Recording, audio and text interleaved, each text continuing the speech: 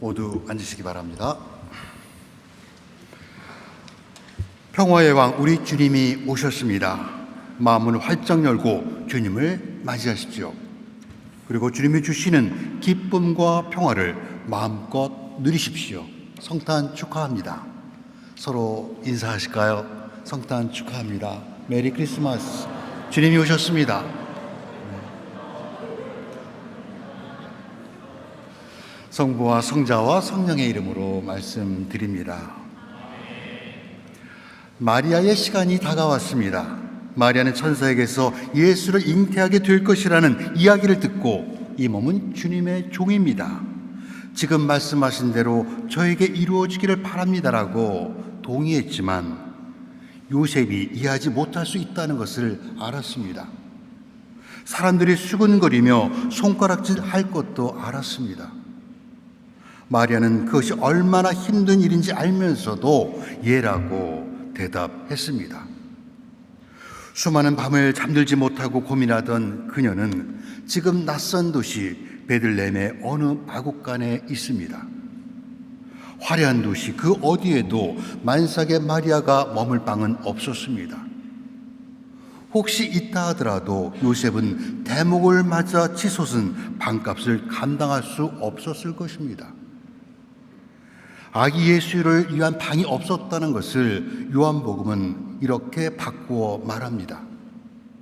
그분이 자기 나라에 오셨지만 백성들은 그분을 맞아주지 않았다. 이것이 첫 번째 성탄절의 풍경입니다.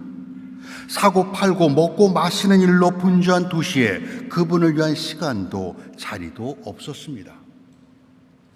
여기서 마태복음 25장의 말씀이 가슴 아프게 다가옵니다. 너희는 내가 나그네 되었을 때 따뜻하게 맞아주지 않았고 내가 헐벗었을 때 입을 것을 주지 않았다. 그런 중에도 아기는 태어나고 마리아는 기쁨보다 컵에 질려 포대기에 싸서 구에 누인 아기를 바라봅니다.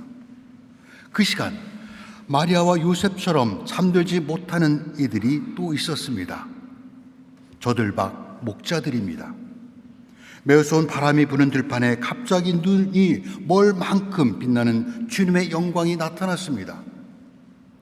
두려움에 질려있던 목자들에게 천사는 두려워하지 마라. 나는 너에게 기쁜 소식을 전하러 왔다. 오늘 밤 너희의 구세주께서 다윗의 고을에 나셨다고 말합니다. 그 순간 갑자기 수많은 하늘의 군대가 나타나 천사들과 함께 하나님을 찬양합니다. 하늘 높은 곳에는 하느님께 영광, 땅에서는 그가 사랑하시는 사람들에게 평화. 하지만 현실은 달랐습니다. 로마의 지배를 받는 이스라엘은 오랫동안 평화가 없었습니다. 요셉과 마리아가 만삭의 몸에도 갈릴리아에서 베들레헴까지 오게 된 것도 식민지 종주국인 로마의 황제 아우구스토스가 내린 호구 조사령 때문입니다.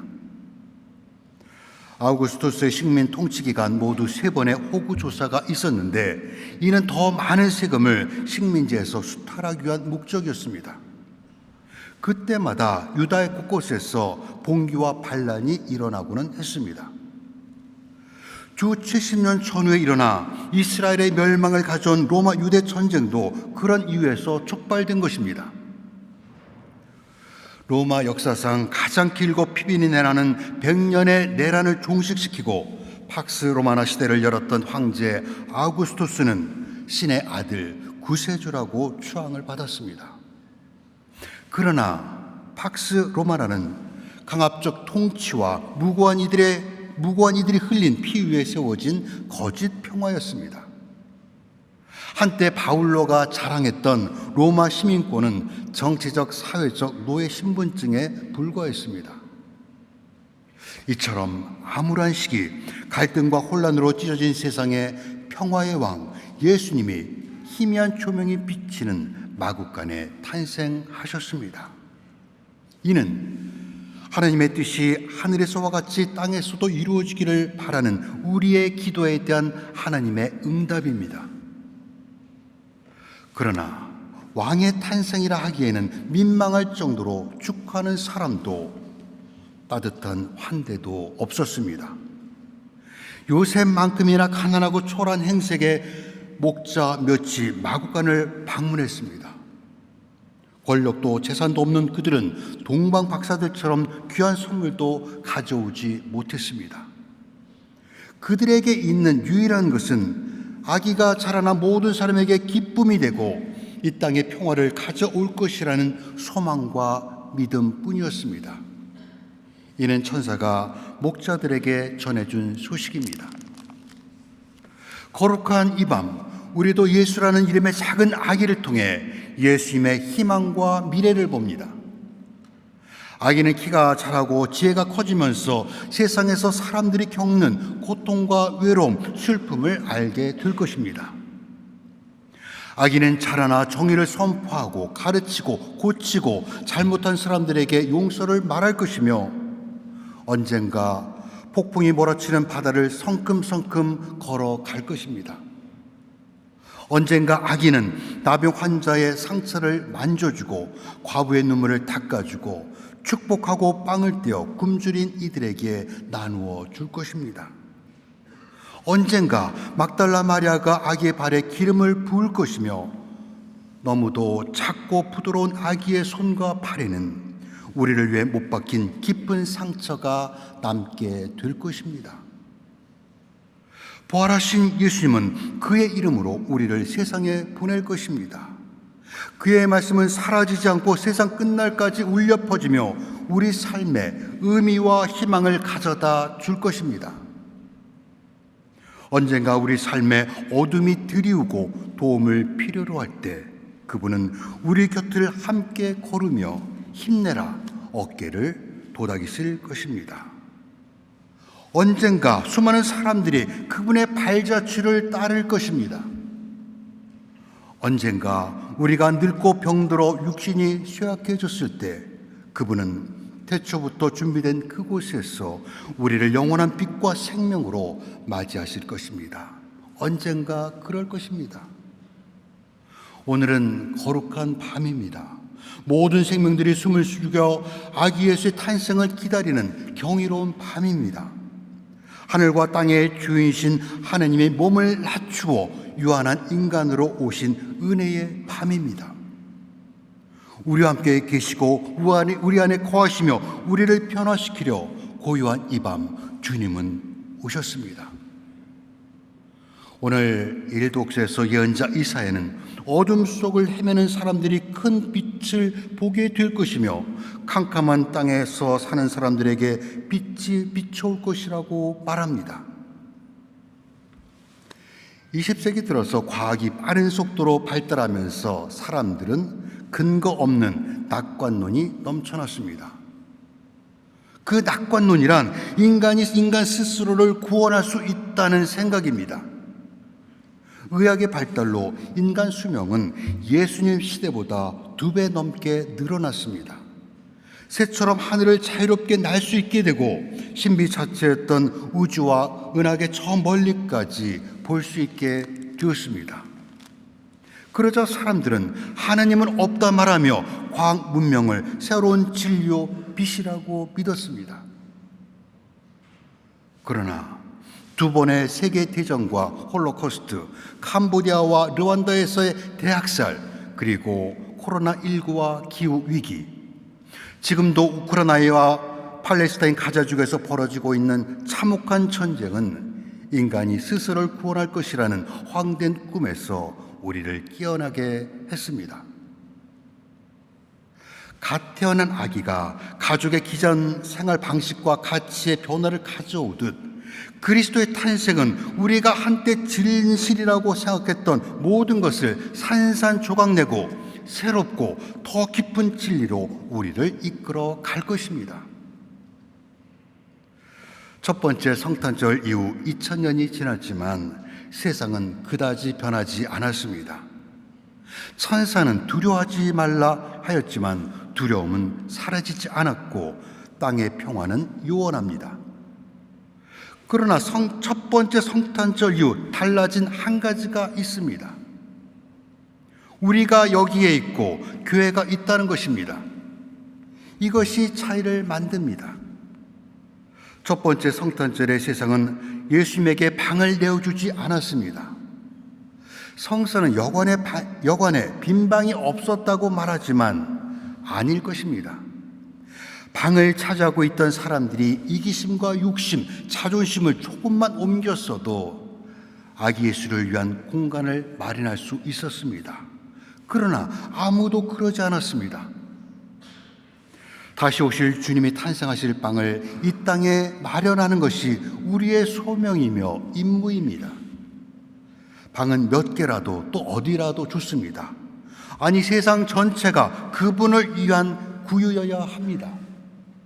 우리 안에, 우리 가족 가운데, 또 우리 교회와 세상 곳곳에 주님을 모실 구유를 만들어야 합니다.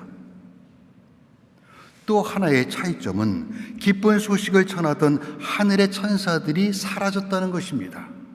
아마도 천사들은 다른 곳에서 다른 임무를 수행하고 있을 것입니다. 천사들은 저들박 목자들에게 기쁜 소식을 전하기 위해 하느님이 보낸 전령입니다.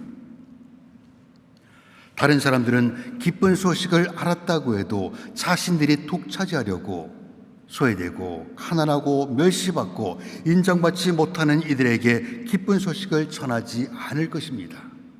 아무도 그렇게 하지 않을 것입니다.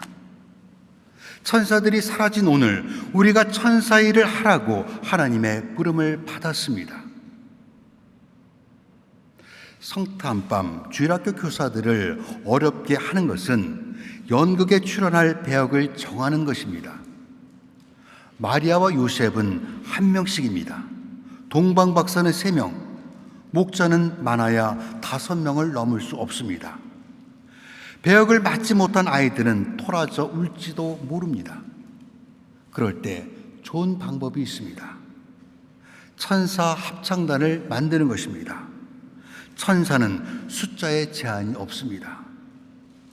천사들이 하늘 높은 곳에는 하느님께 영광, 땅에서는 그가 사랑하시는 사람들에게 평화라고 불렀던 노래는 이제 우리가 불러야 할 노래입니다. 천사 합창단에 여러분의 자리는 언제나 비어 있습니다. 우리가 하나님의 손이 되고 음성이 될 때 크리스마스 이야기는 계속됩니다. 성탄과 연말을 맞아 백화점과 공항은 선물을 사고 여행을 떠나는 사람들의 발길로 붐비지만 잊지 마십시오. 우리는 크리스마스의 소비자가 아닙니다. 우리는 크리스마스의 창조자입니다.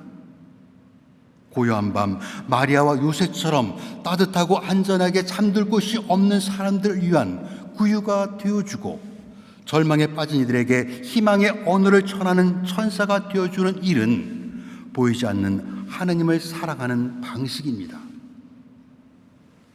우리가 성탄절에 아기 예수께 드릴 선물은 예쁜 상자에 담아 리본으로 포장할 수 없는 것들입니다. 넥타이나 장갑처럼 실용적이지도 않고 백화점에서도 살 수 없습니다. 그것은 오늘 밤 주일학교 어린이들의 서툰 율동과 연극일 수 있고, 오늘 아주 오랜만에 성탄절 미사에 참석한 냉담자의 결심일 수 있습니다. 혹은 어려운 이웃을 위해 마구간 헌금함에 꼭꼭 접어놓은 집배 한 장이기도 합니다. 낙담한 사람들을 격려하고 멀어졌던 이들과 화해하고 용서하는 일, 힘들어하는 이웃에게 도움을 베푸는 것 모두가 예수님께서 기뻐 받으실 선물입니다. 성탄은 오래된 동화가 아닙니다. 하나님은 당신의 자비와 사랑을 실천하는 우리 안에 오늘 탄생하시고 우리와 일하시고 우리 안에 머무십니다.